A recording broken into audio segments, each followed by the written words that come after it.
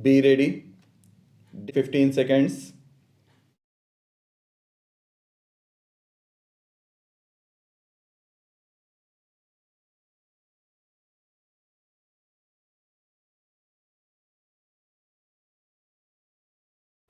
I am truly delighted to be here at this very special occasion. We are here to recognize the good work of good journalists and also to pay tribute to the memory of a great publisher. I was unable to join the Indian Express family at the Ramnath Goenka centenary celebrations in 2004. I therefore take this opportunity to pay tribute to Ramnathji's memory. He built this great institution of the Indian Express with passion and dedication.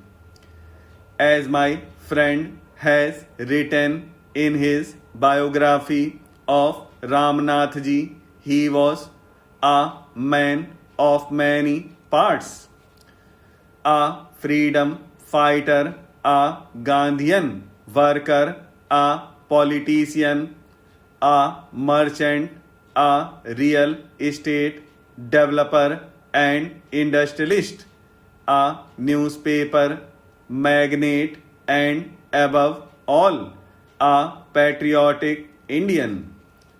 Few publishers have defended the freedom of the press with as much passion and conviction as he did.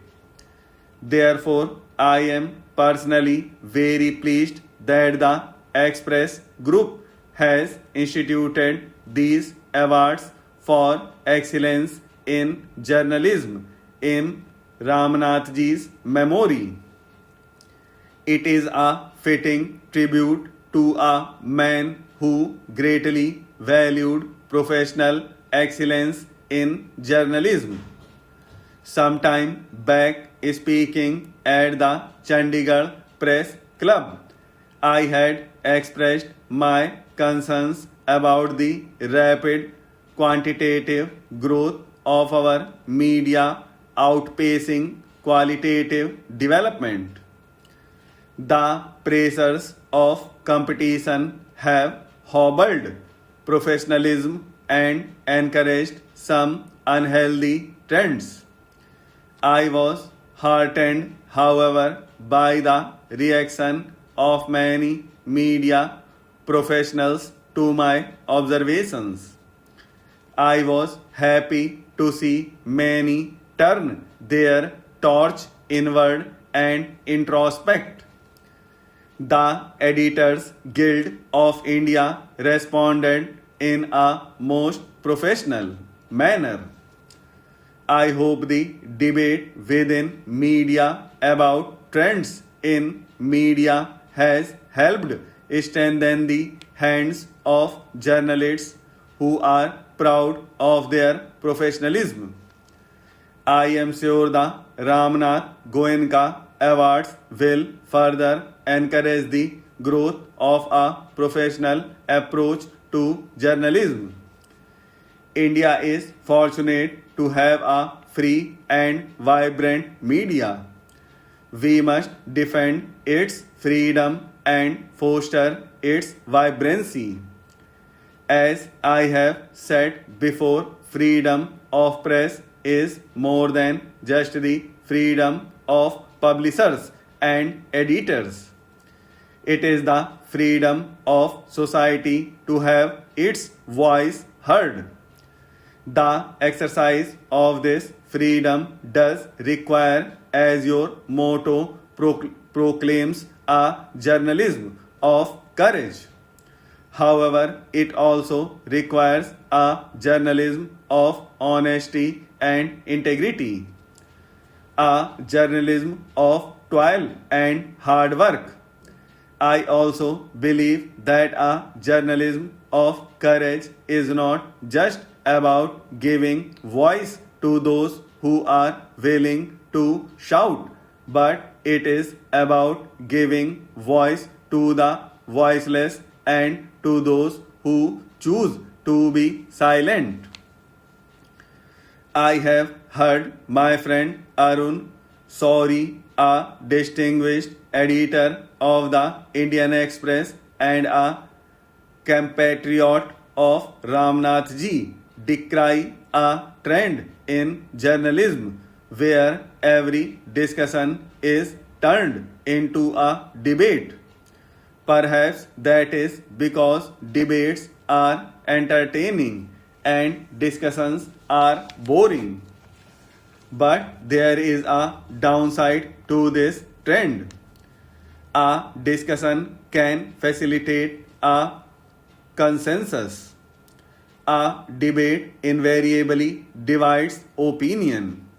There are many issues of great public and national interest where a debate is useful, but where a consensus is necessary.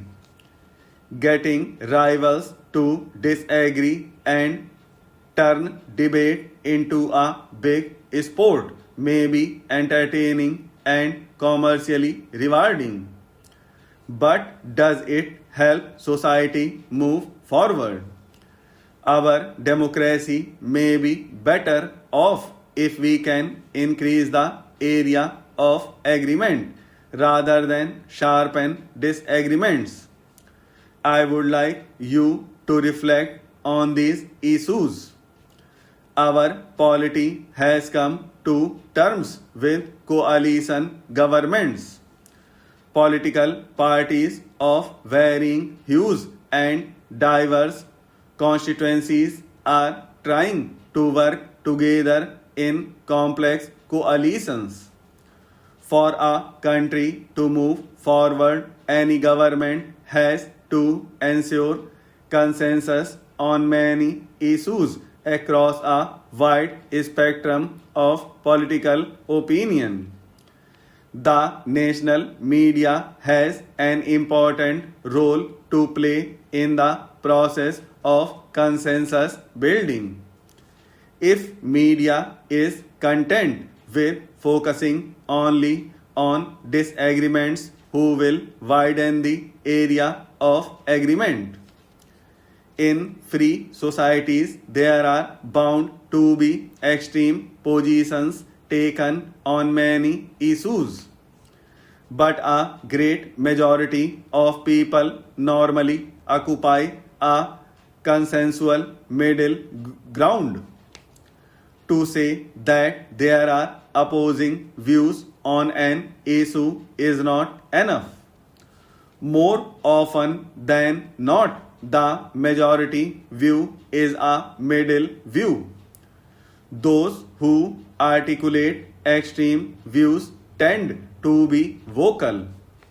Their voice is heard more often on television and in newspapers. All of this is perhaps more entertaining. Mass media may give greater expression to those who are vocal and articulate, but it is the electoral process that reflects the will of the silent majority. No democratically elected government can ignore the interests of the silent majority.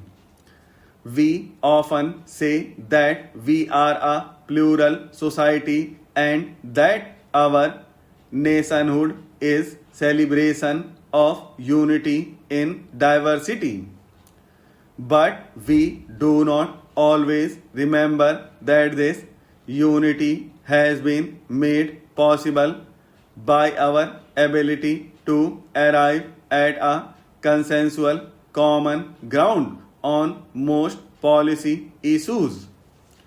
If every viewpoint insists that it reflects the truth, then diversity will manifest itself in disarray, in a social and political impasse. How then is unity possible? Our democracy was not built on the simple principle of the rule of the majority. It was, I believe, built on the idea of unity in diversity.